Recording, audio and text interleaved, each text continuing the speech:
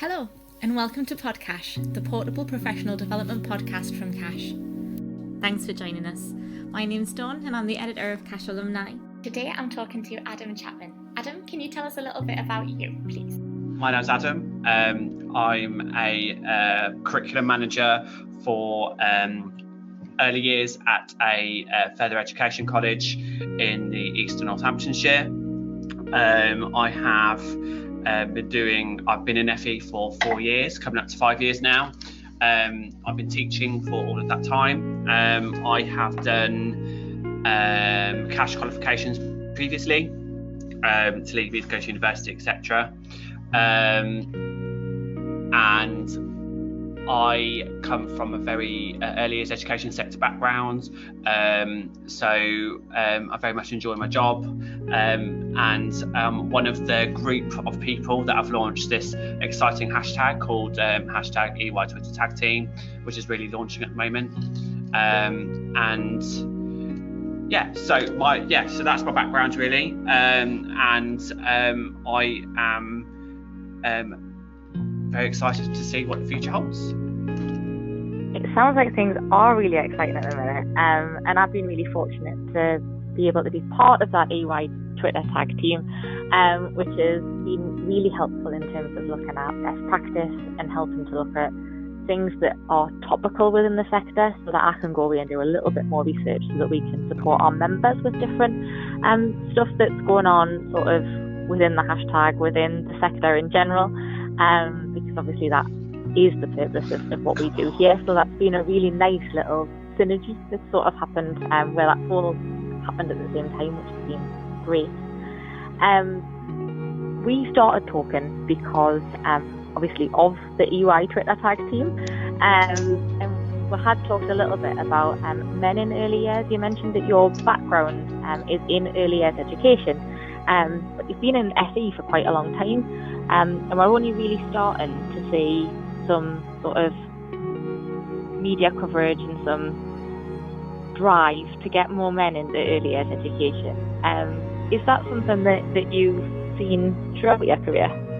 I think this is a really relevant topic, and we talk about this quite a lot with the level 3s at the moment, but what I'm noticing in particular is that, so within my own experience, I've been very fortunate in the fact that I've only ever been welcomed into the early years sector with open arms. I've only ever been treated as everyone else would be, regardless of how female dominated the sector is. And I've noticed in the last couple of years there has been a slight increase,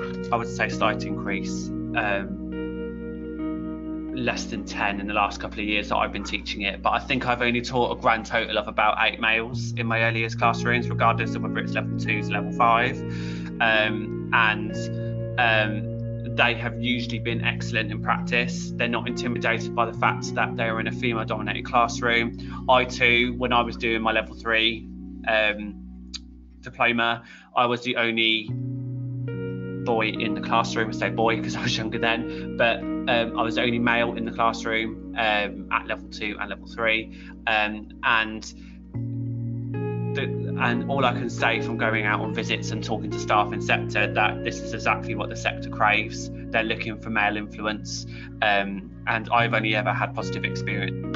That's brilliant, and I know that obviously we have heard recently from nursery world about some stigma that male practitioners have faced in terms of changing nappies and concerns from parents, which floored me really, because I didn't realise that we still lived in a world where people thought differently about men and women in terms of their ability or their suitability to interact with children in that way.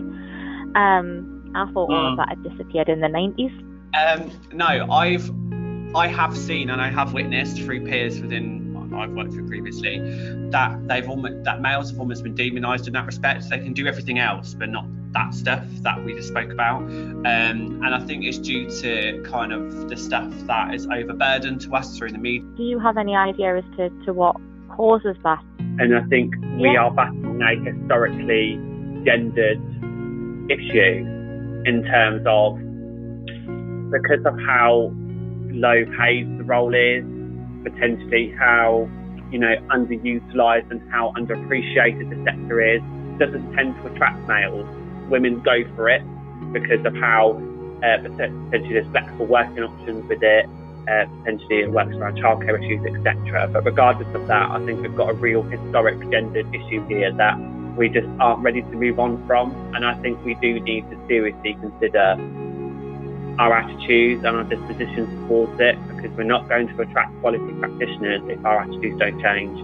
No, I totally agree. I have a theory that one of the things that we need to do to restore the balance in not just early years, we see very similar patterns within health and social care, and people caring for maybe older relatives and sort of people, who give up work to fulfil those unpaid care roles as well.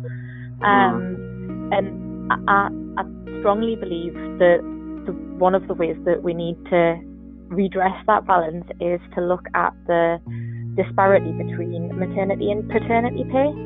I feel like if we don't give men the opportunity to be part of their own children's early childhood by leveling that playing field and making it clear that it is just as much a man's responsibility to nurture and care for his children as it is a woman. We talk about this as part of Unit 14 with the second year level 3s at the moment, and we looked at the different family structures and what the role of the male, what the role of the father is with that, and we looked at the disparity between paternity and maternity pay, and we looked at the fact that, and we managed to draw some stories out of the student perspectives on this, and they said that any male person they've got in their family that's decided to take that maternity, so they went out of work and the woman went to work perhaps because of the salary indifference or something like that, it was almost looked at, that the man is comfortable because the woman's earning more, and perhaps that's frowned upon. And I just find it fascinating because we should be encouraging fathers to stay at home if they can, and we should be celebrating the fact that women earn more than ever before than men. We have got a gender disparity in terms of pay generally across the country, but it's nowhere near as much of an issue as it was. And I think that potentially we have got an issue there again with disposition and attitude. And are we demonising males because they want to stay at home when their baby's young? Yeah, and I think that it does seem that is a much sort of more frowned upon thing than a woman taking time out to care. But I do think that there's a lot we need to do as a society, not just as a sector, to sort of alleviate that gendered gap in services. Absolutely. Men in childcare is not, however, the main focus of the stuff that you do. Obviously, it is a big issue and it permeates the whole sector in terms of the gender balance and the way that things work. But one of the best ways to combat that is just to highlight all of the amazing things that practitioners do as a whole, whether they're male or female, and some of the stuff that you've done with your learners, and the things that they've gone on to achieve since being part of an early years classroom and actually learning those skills. You mentioned that early years is sort of looked down upon by people, or that people don't fully understand the role of an early years practitioner. Could you say a little bit more about that? Sure. I think that early years is largely misunderstood. I think that where I come from, and particularly with working across the EY Twitter tag team and talking to different people who work in different FE colleges, etc., the early years department is traditionally always smaller, and it's always traditionally smaller than the health and social care counterpart. And as a result of that, the voices are less because there's less people delivering on it. And then as a result of that, the student numbers are less. I would say, when you say to someone, and this has always been a complicated thing whenever someone says, "Oh, what's your job, Adam?" And I have to really think about what I say without confusing someone. So if I say I deliver early years study programs and early years foundation degrees, people don't know what it is. So then I have to say something along the lines of, I teach teaching assistants, or I teach trainee teachers, and it becomes unnecessarily complicated. And I would argue a lot of people probably say the same thing. So whenever I get asked what my job is, I almost dread it in a way, because I have to go into this huge spiel every time about what my job is and what I deliver, because it's much easier if you're a primary school teacher, because you can just say, I'm a primary school teacher. But for me and to other people who deliver it, it's very different and it's completely unnecessarily difficult. And I think because it is misunderstood, because people don't know what it is. Yeah, and I think that we can see that in the way that it's reported on. So, for example, we see stuff about primary school and standards and the way that primary school teaches children. But we don't see a lot about early years teaching. We see a lot about nurseries and early years settings preparing children for school, which is not really the purpose of early years education. I mean, what do you think that we can do to change I think that? we are potentially seeing a marrying up of two very similar issues. Early years is underappreciated, and so is further education. It's only recently, dare I say, since our new Prime Minister has been in post, that we've seen any focus on FE in the last 10 years. And I think because we've got two of the most ignored sectors at the forefront of the issue that we're discussing at the moment, I'm potentially seeing that we have got an issue of public ignorance potentially, because of how they've been given no choice but to ignore it, because it's not as important as potentially primary education, secondary education, and even higher education being so politicised and marketised as it is at the moment. I think that's potentially a marrying of issues there. Yeah, I can see that, and I think that you're right in that early years and further education are neglected in somewhat the same way, in that people don't really understand what it is or how it works. I think traditionally, or at least in my lifetime, we've thought of education as academic education, and that is, people think of reading, writing, arithmetic as being that is education. The other stuff is fluffy and nice, and that's not true. I think that health and social care suffers in a very similar way to early years. It's those caring careers, and in a way it's really sad, because actually they're two sectors where practitioners who work in those sectors actually have to bring their whole self to work every day. They can't have a bad day. They can't. You can't just go home and switch off. And I know a lot of people, a lot of my friends work in the private sector, and they can just walk away from it and not feel anything. And that's why one of my tweets very recently was, because I've got a lot of student issues at the moment in terms of me taking ownership of them and dealing with them personally. It's where you draw the line. And I think that you, as educators and as people in caring professions, we're dealing with human beings with real issues, and it's very real to them. And naturally, because the sector attracts people who genuinely care about the individual, and they really do, and we put our heart and soul into everything, and that's why I'm so looking forward to half term, just to have a bit of a breather. But I think it's evident in the attitudes on the hashtag EY2 tag team, looking at all of the perspectives that people are holding. We are putting our heart and soul into actual human beings with real issues consistently for a consistent amount of time, and it does become emotionally taxing, I think. Yeah, and I think it's easy to see how it can become emotionally taxing, because again, there isn't that option to chuck a day's holiday in and have a day for yourself, in the same way that you would be able to if you weren't in a sort of teaching position, or you weren't counting in ratios, or you were just in a normal desk job. When it all gets too much, you can take a couple of days out and you can come back and it's all right again.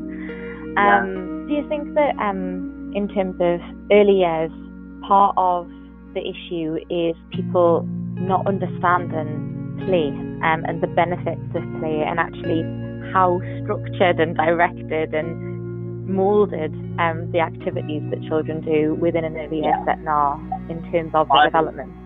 Yeah, so I can, because I was one of those people, and I'm self-admitting this here. So when I left school, I hadn't achieved what I would have wanted out of my GCSEs, and I took up vocational education as an option, and I got open to early years as a vocation as a result of what I chose to study, and because I was adamant at that time in my life that I wanted to be a primary school teacher. And before I'd ever gone out to placement, I had very much the attitude of, I don't understand the purpose of play, And I think I had bear witness to really poor practice as a result of that. Yeah. And as an impressionable young person, you see the practice as, oh, okay, that's just how it is then. Obviously, years on, I know a lot better, and I pass this on to my foundation degree students and my level 3s. But unfortunately, I feel that practice generally, and there are some fantastic settings out there, and I've gone out and seen them, and I've spoken to them, and it only takes someone with the right mindset and of the right skill set and development and everyone else to actually do it properly. But I think a lot of and what I was experienced to as well and exposed to, I was exposing myself to poor practice, and therefore my attitude towards play was negative. And it only took for me to go to a really fantastic setting to make me think, oh, actually no, the benefits of play is evident. I think if I had that as someone who knows better, I dread to think what the public domain thinks, because I think it is largely misunderstood.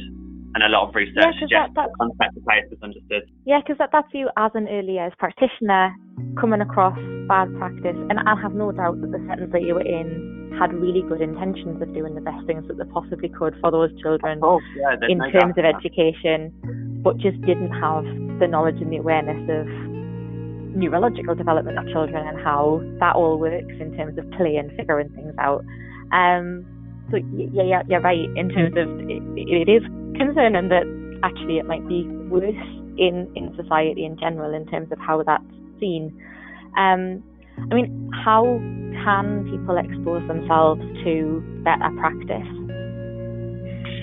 I say this to my level 4s and level 5s all the time. We need to do, and instead of, I don't want to go into a big political thing here, but I don't think that politicians telling us with no background of the education sector they're making decisions on what we should be doing is helpful.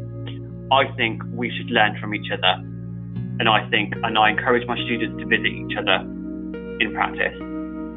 And when they do it, they don't see the purpose of it originally. When they do, they see how people do things differently. And I think we need to widen our horizons on how practice should be and how it shouldn't be, and have that really open dialogue about, and through the reflective practice stuff that we always embed within our students, we should be talking to them about that. Okay, that didn't go well. What can we do to make it better? Because the children need to benefit here and our practice needs to benefit. Really kind of high level pedagogic thinking here. And I think that we need to learn from each other. We need to be encouraging peer-on-peer support. We need to be encouraging peer-on-peer, not observations, but looking at practice, looking at how good practice can be, how it could be improved, create that supportive dialogue. And I think that's what the hashtag intends to do. And I think that's what we should be doing. And unfortunately, I don't think a lot of settings have the capacity to do that. But I think we should have the opportunity to learn from each other rather than people dictating how it should be. Yeah, and I think it's a bit of a catch-22 sometimes, isn't it? Because people want to have the capacity to visit other settings, to do some CPD, to grow as practitioners and to widen their horizons. But actually, there are 150,000 unfilled vacancies in early years at the moment. And it can be really difficult for settings to release practitioners to do any work in terms of their own development and staying up to date with what's going on in the sector. Obviously, we've got EY Twitter tag team holding things together on Twitter in terms of people sharing best practice and sharing their wins as well. And we've got CACHE Alumni that does more of that case studies, sharing best practice in terms of very easy to read but well-referenced articles about play and about different pedagogy and different stuff to help people to professionalise their own practice. But in terms of that sharing wins and sharing things that have gone well,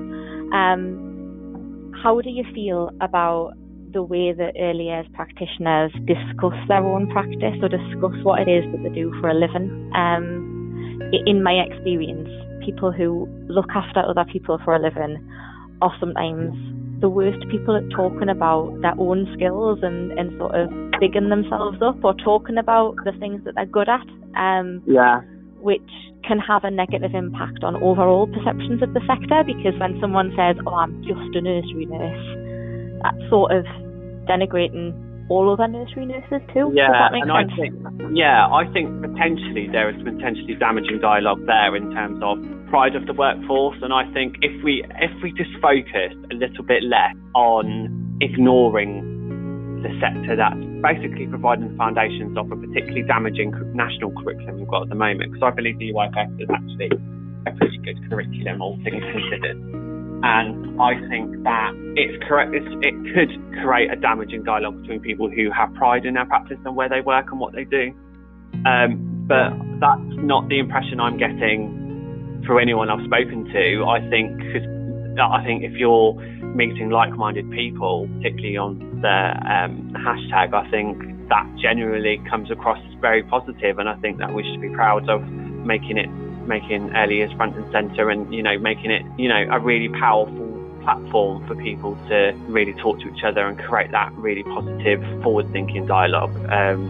But even with my students who I teach, and they're currently in practice at the moment, I teach work-based learning foundation degrees, and they are positive, forward-thinking, progressive people who want to better practice and want to better the future of children's lives. And I think that whilst I think that dialogue is evident elsewhere, that's not what I'm seeing. Yeah, and I totally agree. I think that having those supportive environments where people feel comfortable talking about their practice and raising the esteem of the sector sort of internally, so things like the hashtag where we've got lots of early years professionals together, all talking about ways to make things better, that's brilliant.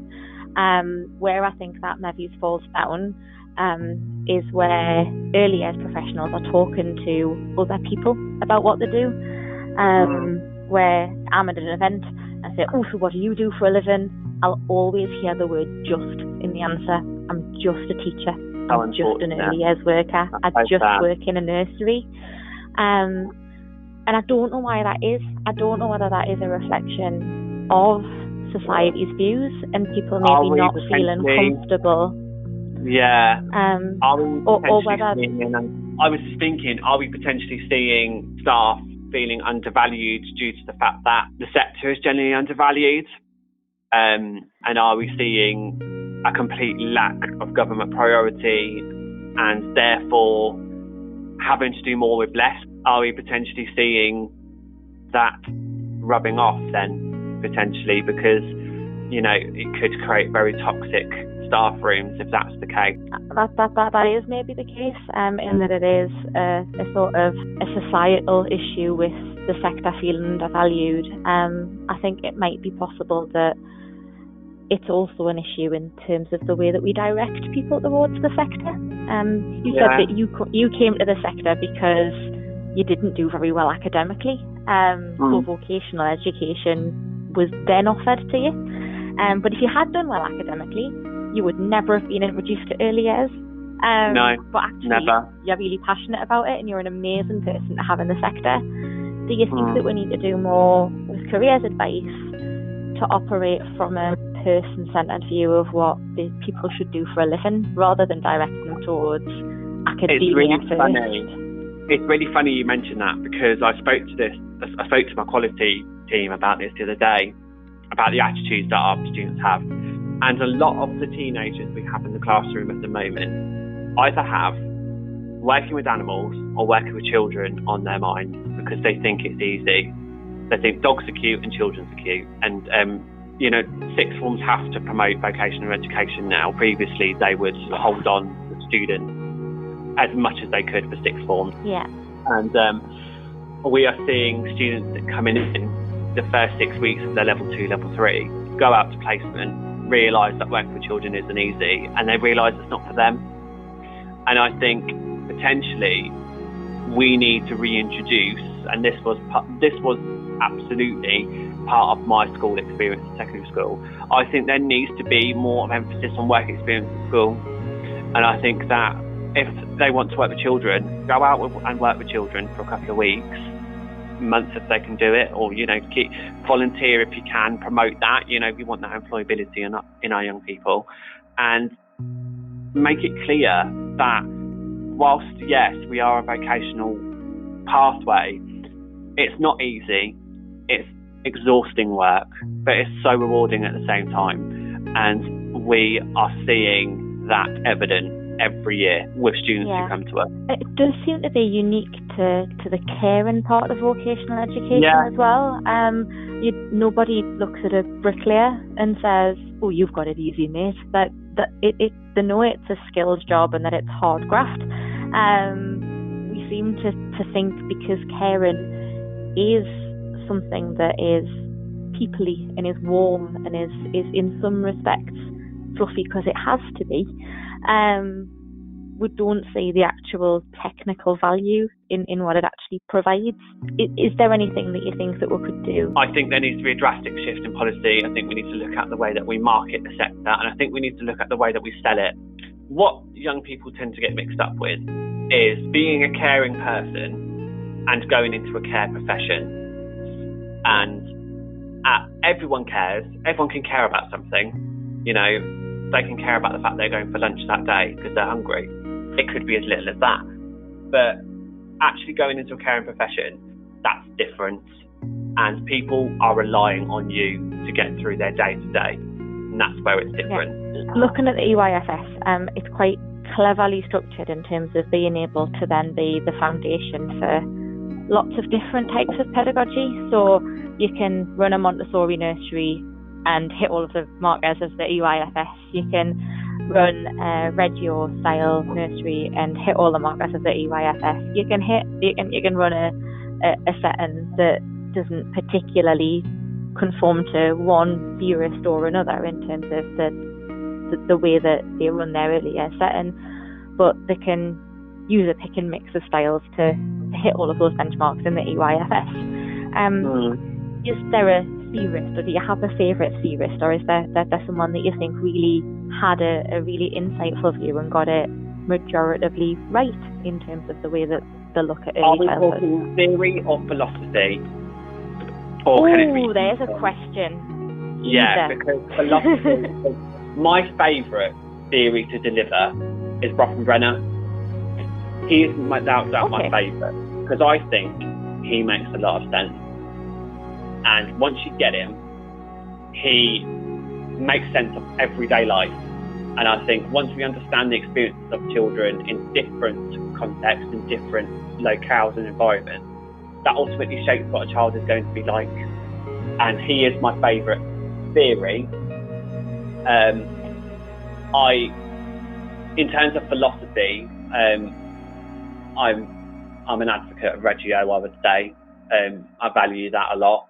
But if I'm going to choose one overall, I would say Brenner, without doubt, my 100% favourite theory to deliver and actually to understand. I think so. And what is it that makes that sort of the best one for understanding how that works?